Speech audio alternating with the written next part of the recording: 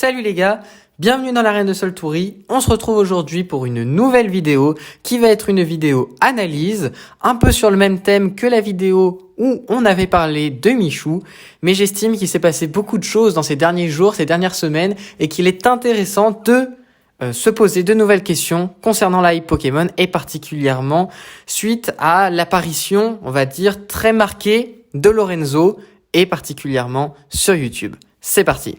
Commençons d'abord par ce que j'ai appelé le boom Lorenzo. Le 7 mai dernier, Lorenzo sort une nouvelle chanson et un nouveau clip sur YouTube appelé Légende vivante. On n'est pas là pour analyser sa musique ou qui il est, etc. Je vais me concentrer uniquement sur ce qui concerne Pokémon. Et on le sait déjà depuis de nombreuses années, Lorenzo, c'est certes un rappeur, mais c'est aussi un fan inconditionnel de Pokémon. Et ça, personne n'en a jamais douté. Il a même longtemps été moqué, par exemple, avec son bob où on retrouve un petit Pikachu dessus, qui a fait aussi qui il est aujourd'hui. Si on devait retenir une seule phrase de ce morceau, ça serait la phrase suivante, je cite « J'aime que la drogue, le rap, les Pokémon ». À partir de là, le ton est lancé. Lorenzo, dans cette chanson, parle de tout un tas de choses, mais aussi de Pokémon. Et ce qui est intéressant, c'est que dans le clip, il montre une partie de sa collection.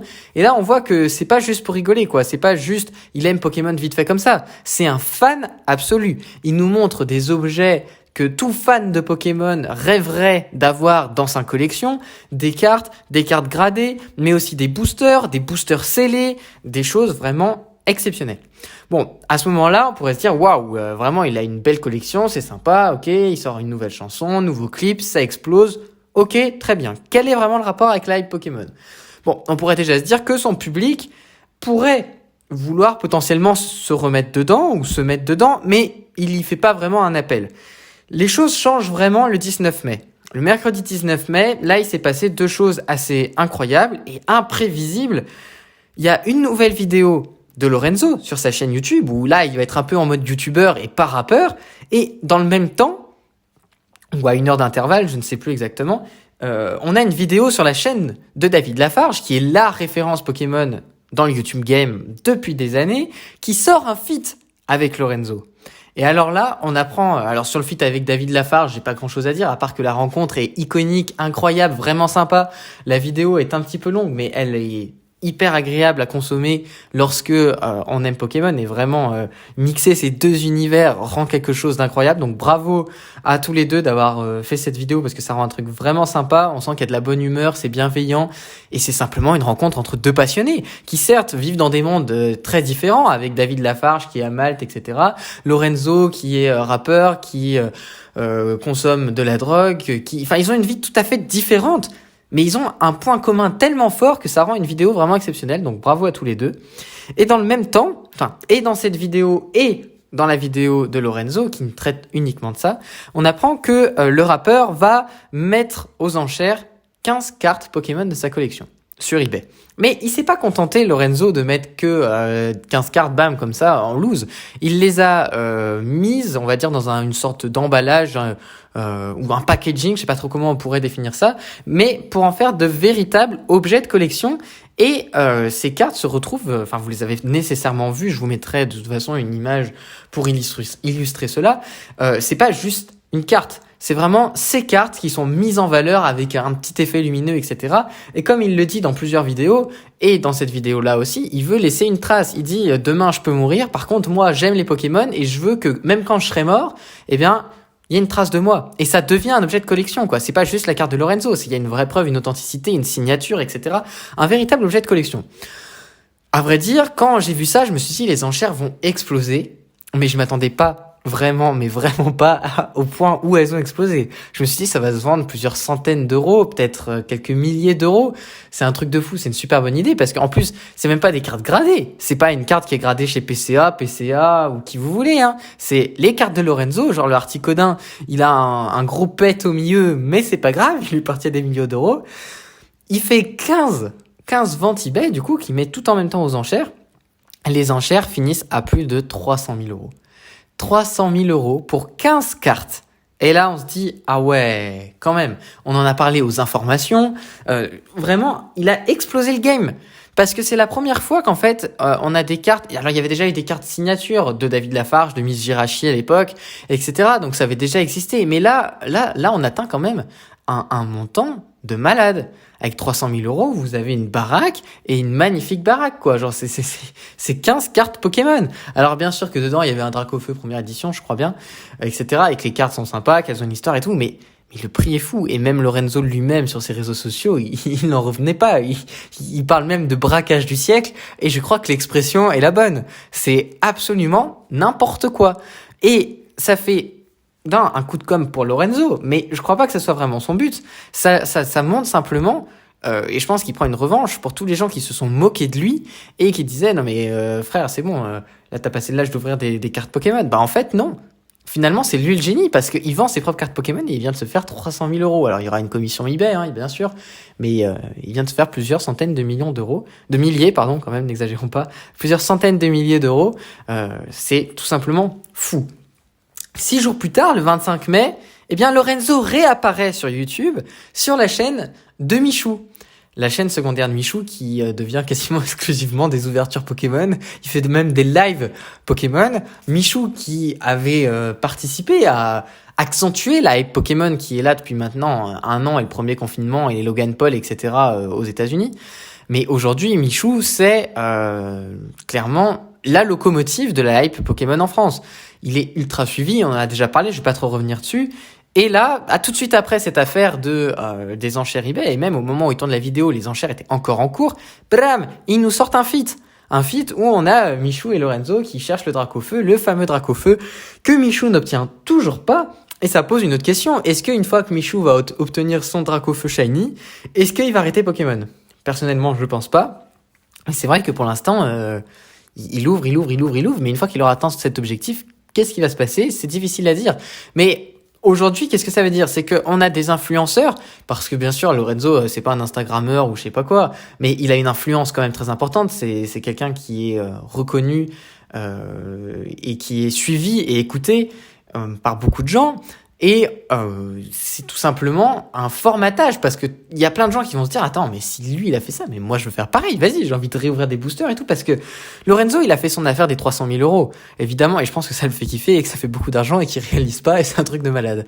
Mais dans le même temps, quand il ouvre des boosters avec David Lafarge Pokémon, quand il ouvre des boosters avec Michou, le mec il est passionné. C'est un fou. Donc les gens vont avoir envie toujours plus d'ouvrir des boosters. Peut-être de partir à la recherche du Dracofeu Shiny comme Michou. Et ça entraîne d'autres questions qui concernent justement ces influenceurs et le rapport à la hype Pokémon. Continuons donc maintenant avec un ensemble plus large et en nous intéressant à tous ces influenceurs. La première chose qui, je trouve, est assez marquante, c'est qu'on vient d'avoir Card Hunter, Berg Family et Kibiki qui viennent de passer les 10 000 abonnés. Ce qui veut dire que les petites chaînes Pokémon intéresse. On commence à avoir, bien sûr qu'on peut pas comparer 10 000 abonnés avec les millions d'abonnés de Michou. Mais là, c'est des personnes, c'est des chaînes YouTube qui sont spécialisées sur Pokémon et qui ne parlent quasiment que de Pokémon et pas d'autres sujets ou à quelques rares exceptions prêtes. Mais du coup, ça montre qu'il y a un réel intérêt et que même si c'est des petits youtubeurs, eh bien, ils sont suivis et qu'ils sont en train de monter hyper vite. Je crois même que Card Hunter, au moment où je parle, il a déjà passé les 11 000 abonnés alors qu'il a même pas encore eu le temps de publier la vidéo spéciale des 10 000 abonnés. C'est complètement incroyable. Et là où on peut aussi parler d'un autre changement majeur, c'est qu'après les 2 vidéos de Michou où il a ouvert le display set de base, eh bien, on a Invest Collect qui était inconnu sur les réseaux sociaux, sur la plateforme YouTube, il commençait tout juste, etc. Mais déjà largement reconnu dans le milieu Pokémon, évidemment, mais qui n'étaient pas, on va dire, des figures publiques. Aujourd'hui, ils en sont à 200 000 abonnés. Alors bien sûr que c'est grâce à Michou, mais on sent qu'il y a une communauté qui est en train de se créer. Depuis quelques vidéos, ils font plus des scores incroyables comme ils ont fait suite à la vidéo de Michou, mais ils ont quand même une communauté qui est en train de se créer et qui les suit, parce qu'ils ont un savoir qui est incroyable, et ils ont une façon de mettre en scène les choses qui sont vraiment sympathiques. Donc encore une fois, eux aussi je les félicite parce que ils font un contenu agréable à regarder. Moi quand je vois le dimanche qu'il y a une vidéo d'Invest Collect, je suis content et je regarde la vidéo parce qu'on va apprendre des choses. J'aime Pokémon, mais ces gens-là sont des passionnés, ils ne vivent que pour ça. Et d'ailleurs pas que Pokémon, ils sont aussi très bons dans d'autres domaines de collection, même si Pokémon c'est vraiment leur dada. Et ça a un petit peu inversé les rôles parce qu'aujourd'hui ils sont quasiment devenus la référence. Parce que Kibiki qui en ce moment fait environ une vidéo par jour pour parler de Pokémon, il y a pas longtemps il parlait de PCA et il disait, ou il parlait d'une nouvelle agence de notation, j'ai mangé son nom, et il expliquait que justement Invest Collect avait annoncé qu'ils allaient arrêter de commercialiser des cartes gradées PCA. On sait pas encore pourquoi. Je les ai contactés sur Instagram, ils m'ont dit qu'il allait y avoir une vidéo YouTube qui allait expliquer tout ça. Donc voilà, pour l'instant, je suis dans l'attente, tout comme vous. Peut-être qu'au moment où cette vidéo sortira, ils auront donné les raisons. Mais ça veut dire que maintenant, est-ce que, c'est une question que je pose, de toute façon c'est du futur, c'est impossible à prévoir, mais si on a d'autres youtubeurs Pokémon qui commencent à percer, comme Kibiki qui disent Invest Collect arrête de commercialiser du PCA, donc les gars, faut peut-être qu'on aille voir une autre agence de notation, parce que PCA est beaucoup critiqué en ce moment. Est-ce que ça peut entraîner un mouvement de masse qui fait qu'on se désintéresse de PSA? Parce que si tel est le cas, ça montre vraiment que la hype est dirigée en grande partie, voire uniquement, en tout cas essentiellement, par les influenceurs Pokémon, parce que comme je vous dis, Invest Collect semble être devenu un petit peu c'est pas forcément ceux que les personnes lambda qui aiment bien Pokémon vont regarder. Eux ils vont plus regarder Michou ouvrir ses boosters dans ses lives, etc. C'est sympa, on n'en parle pas. Les vrais passionnés, ils vont aller regarder Invest Collect pour apprendre des choses, pour se passionner encore plus, pour toujours évoluer dans la quête d'informations.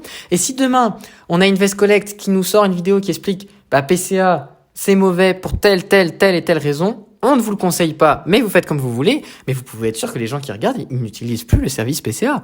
Et PCA, c'est terminé. Et peut-être même que les cartes gradées PCA, bram, vont fondre. Je ne sais pas. Ce n'est que des suppositions, mais ça pose des questions, en tout cas.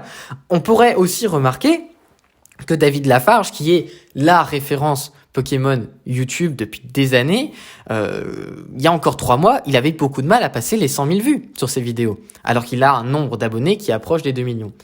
Depuis ses feats avec Michou, on pourrait parler de Senor aussi, hein, bien évidemment, parce que Senor aussi, là, il est à fond dans Pokémon, plus d'1 million d'abonnés, ça cartonne, aucun souci là-dessus aussi. Mais pour revenir à David Lafarge, là, depuis environ 2 mois, on va dire, il fait des scores tout à fait satisfaisants et il est revenu à des standards très très élevés. Il passe souvent le million de vues et il a très peu de vidéos qui sont sous les 300 000 vues. Donc ça marche, il s'éclate, on sent qu'il revit et franchement ça fait plaisir parce que c'est la référence YouTube Pokémon. Donc lui aussi a une influence là-dedans. Et il y a eu une époque où c'était peut-être devenu entre guillemets ringard de regarder du David Lafarge en mode, encore une fois comme Lorenzo posait le problème au début, ouvrir du Pokémon c'est pas pour les adultes, c'est pas pour les grands, ça y est, t'es dans le monde d'adultes, tu dois y travailler, machin, je sais pas quoi. Mais Pokémon c'est intergénérationnel. On le voit bien avec Berg. Berg il a un enfant, Berg Family, il a un enfant et pourtant il surkiffe, il s'est remis dedans alors qu'il est prof quoi. Et c'est exceptionnel. Ça peut plaire à tout le monde, c'est intergénérationnel et c'est ça qui fait la force de Pokémon. Et on a ce nouveau public qui arrive et ça devient à nouveau à la mode d'aimer Pokémon. Et je crois vraiment que la hype, malheureusement, elle est pas prête de s'arrêter parce qu'elle engendre d'autres problèmes. Et on en parlera peut-être dans une future vidéo. Je vous laisse me le dire en commentaire parce que la vidéo va être trop longue sinon. Mais le 18 juin, on a une nouvelle série, Épée Bouclier, qui sort. On a Reine de Glace. Aujourd'hui, il n'y a plus de précommande parce que tout est commandé de partout. Parce que le problème, c'est qu'on a des vrais passionnés qui reviennent dedans et c'est super cool. Vous voyez, moi, je me suis lancé sur YouTube pendant cette hype, évidemment. Je viens de là aussi, mais on a un autre souci, c'est que Pokémon, ça brasse beaucoup d'argent. Et donc, on va avoir tous les scalpers, etc., qui arrivent et qui veulent juste faire du bénéf, juste faire du fric. Et ça, malheureusement, ça pose des problèmes pour les passionnés.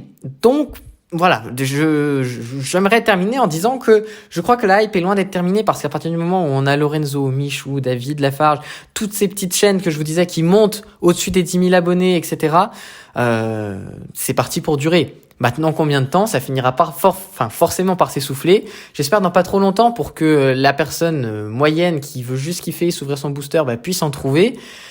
Pas à des prix complètement abusifs, mais je crois vraiment que la hype est dirigée par les influenceurs. Je vous laisse me dire dans les commentaires si ça vous intéresse qu'on se pose la question de savoir quels sont aussi les problèmes de cette hype, parce qu'elle rapporte, comme je le disais, un atout important qui est intergénérationnel, comme on le disait juste avant, mais elle entraîne aussi d'autres soucis. Donc si une analyse des soucis dus à la hype vous intéresse, n'hésitez pas à m'en faire part. En tout cas, j'espère que cette nouvelle vidéo analyse vous aura plu. N'hésitez pas à lâcher votre petit pouce bleu et votre meilleur commentaire. Et on se retrouve très vite pour une nouvelle vidéo dans l'arène de Soltoury.